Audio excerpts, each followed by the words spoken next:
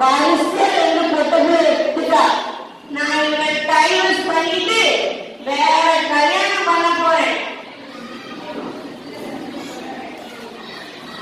டாக்டர்மா, நீங்க தானே எனக்கு காப்பாற்றணும்.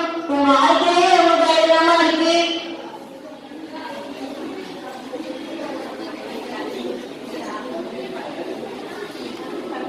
ஈர்ப்பா, உனக்கு பெண் குழந்தை பிறந்ததுக்கு நீ மட்டும்தான் காரணம், உன் மனைவி கிடையாது. புரிஞ்சுதா? டாக்டர்மா, என்ன இப்படி பொசுக்கு ஏன்னா பழைய தூக்கி போட்டீங்க? இப்படி வா, ஆறாம முதல்ல நில்லு.